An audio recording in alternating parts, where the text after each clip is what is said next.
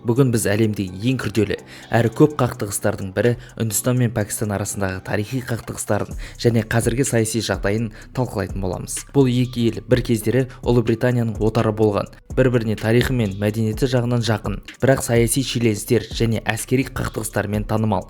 Пәкістан мен Үндістанның шекарасы адам қолымен жасалған ең ірі шекаралардың бірі, тіпті ғарыштан түнгі уақытта қалай жарқырап тұрғанын көруге болады. Бүгінгі видеода осы екі елдің тарихына шолу жасап, бір-біріне деген көзқарастарын және қақтығыстарын зерттеп, әскери қақтығыстар мен ядролық қауіптің қазіргі жағдайын талқылайтын боламыз. Ассалаумағалейкум құрметті көрермендер, сіздермен бірге пайдалы каналы. Достар, каналымызға тіркеліңіздер. Каналымыздың мақсаты пайдалы әрі қызықты видеолар ұсыну. Үндістан мен Пәкістанның тарихы бір кездері бірге басталған. 1947 жылы Ұлыбритания отарынан тәуелсіздік алғаннан кейін Үндістан мен Пәкістан екі бөлік мемлекетке бөлінді. Бұл бөліну тек географиялық қана емес, мәдени, діни және әлеуметтік тұрғыда да терең өзгерістер әкелді. Үндістан тәуелсіздігін алған сәтте ел ішіндегі діни айырмашылықтар қауіпті шиеленіске айналды. Мұсылмандар өздерінің діни мүдделерін қорғау мақсатында Пәкістан мемлекетін құруды талап етті, ал индустар бұл бөлінуді қаламады. Осылайша екі елдің арасында ғасырлар бойы қалыптасқан бірлік қиылып, қақтығыстар басталды.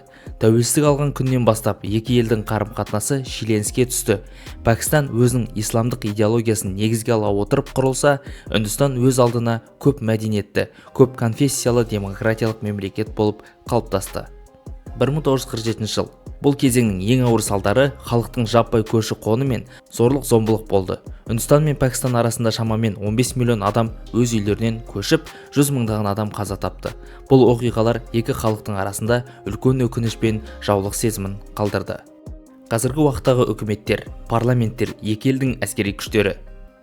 Әрбір ел тәуелсіздіктен кейін өзінің ішкі дамуына үлкен күш салып, ұлттық қауіпсіздік мәселелерін бірінші орынға қояды. Бірақ бұл тек ішкі жағдайды жақсартумен шектелмейді. Тәуелсіздік алғаннан кейін екі елдің арасындағы қақтығыстар тек жалғасып қана қоймай тереңдей түсті. Тәуелсіздік, бөлісу және алғашқы жанжалдар. 1947 жылы тәуелсіздік алған Үндістан мен Пәкістан үшін ең үлкен қиындық шекаралық мәселелер мен аймақтық дау болды. Тәуелсіздік пен бөліну процесі бірқатар жанжалдарға әкелді.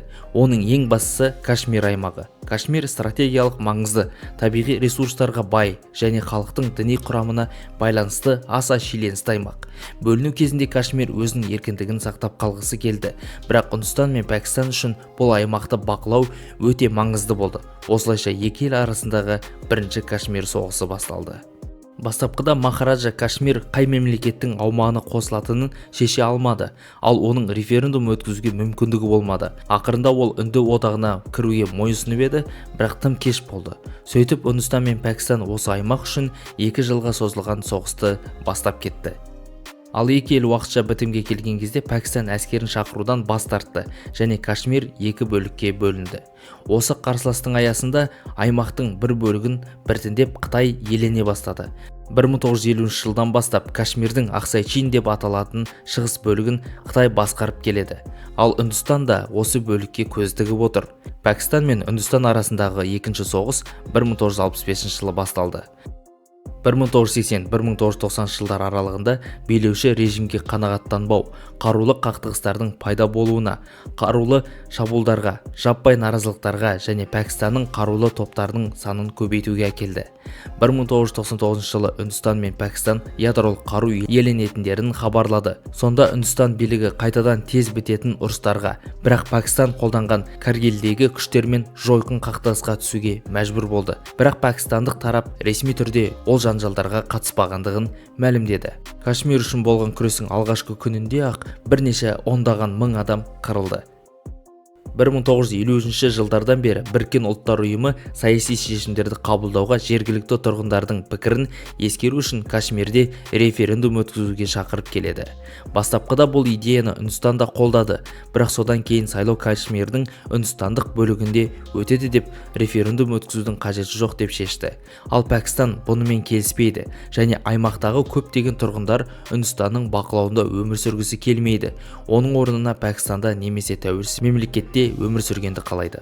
Айта кету керек, Кашмирдің үнді бөлігінің халқының 60% мұсылмандар. Бұл мұсылмандар көп тұратын Үндістандағы жалғыз штат. Бұл соғыс тек шекараларды анықтау ғана емес, сонымен қатар екі елдің өзара сенімсіздігін тереңдігінен көрсететін маңызды оқиға болды. Біріккен ұлттар ұйымы араласып, екі жақты бітімгерлік келісім жасады. Бірақ Кашмирдің мәселесі толық шешілген жоқ. Бұл жағдай екі елдің арасындағы ұзақ уақытқа созылған қақтығыстардың негізін қалады. Кашмир бүгінде де екі ел арасындағы басты шиеленіс аймағына айналған. Бұл аймақтағы қақтығыстар үздіксіз жалғасып келеді, ал халық бұл жағдайда үлкен зардап шегуде. Жалпы Үндістан мен Пәкістан арасында 3 ірі соғыс болды. 1947, 1948, 1965 және 1971 жылдары әскери қақтығыстар осы шиеленістің ең маңызды кезеңдерінде болды. Осы соғыстардың әрқайсысы екі елдің әскери қуатын, дипломатиялық саясатын және аймақтық жағдайын өзгертті. Қазіргі уақытта әскери қақтығыстар мен аймақтық дау-дамайлар әлі де жалғасып келеді. Кашмир мен басқа да шекара аймақтарында жиі әскери текетірестер орын алады. Бұл екі елдің арасындағы қарым-қатынас қиындап барады. Ядролық жарыс және шекарадағы шиеленістер. 1990 жылдардың соңында Үндістан мен Пәкістан ядролық қару сынақтарын өткізіп, бұл екі ел арасындағы қауіпсіздік ахуалын одан әрі қиындатты. 1998 жылы Үндістан ядролық қаруды сынаса, Пәкістан да жауап ретінде өз сынақтарын өткізді. Бұл жағдай әсіресе Кашмир мәселесімен байланыстырып, әлемдегі ең қауіпті аймақтардың біріне айналды.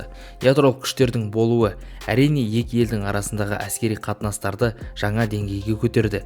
Бірақ бұл сонымен қатар қарулы қақтығыстарды шешудің тым қауіпті және өте қатерлі әдіс екенін көрсетті.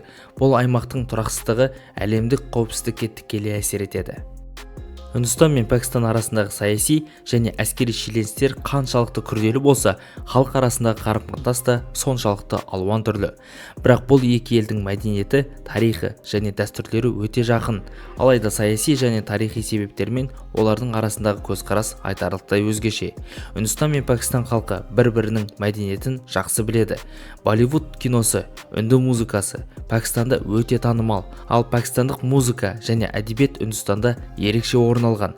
Бұған қоса екі елде де әртүрлі халықтар мен діни қауымдастықтар бар. Бұл олардың мәдени әртүрлі екендігін көрсетеді. Соғыстар мен жанжалдарға байланысты медиа ақпарат, әлеуметтік желідегі пікірлер. Дегенмен медиа мен әлеуметтік желілер екі елдің арасындағы шиеленісті күшейтеді.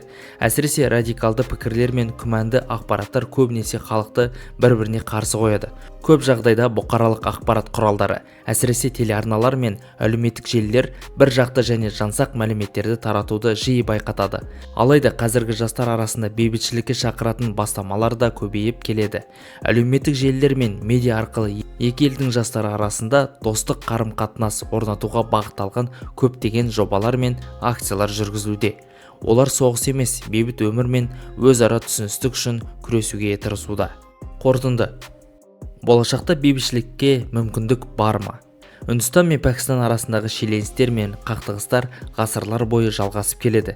Бірақ бүгінгі күнде екі елдің арасындағы қатынастар күрделі және тұрақсыз болып қалуда.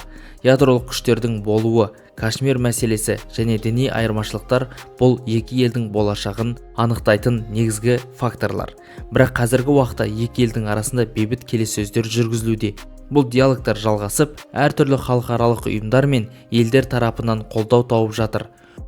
Үндістан мен Пәкістан үшін бейбітшілікке жету мүмкіндігі бар ма? Бұл сұрақ әлі де ашық. Алайда екі елдің үкіметтері өздерінің саяси мүдделерін қорғап, қақтығыстарды шешуге деген ниеттері әртүрлі. Олардың арасындағы сенімсіздік пен қауіпсіздік мәселелері бұл процесті тежейді. Бірақ болашақта жағдай өзгеруі мүмкін. Екі елдің халықтары бейбітшілік пен өзара түсіністікке негізделген болашақты қалайды. Уақыт көрсетеді, бірақ бейбітшілікке жету үшін әртүрлі талаптардың, соның ішінде халықаралық қауымдастықтардың күш-жігері қажет. Бұл екі ел арасындағы қатынастар әлі де күрделі. Бірақ халық бір нәрсені түсінді. Бейбітшілікке жету үшін екі жақтың да белсенді жұмысы қажет. Сіздер не ойлайсыздар? Үндістан мен Пәкістан арасындағы бейбітшілік бола ма? Қалай ойлайсыздар? Болашаққа олардың қарым-қатынастары қандай болады? Төменде пікір қалдырып, осы тақырыпты талқылауға шақырамын. Сіздермен бірге болған пайдалы каналы. Егер видео сіздерге түсінікті, танымды болса, каналға жазылып, қолдау білдіріңіздер. Келесі видеоларда кездескенше.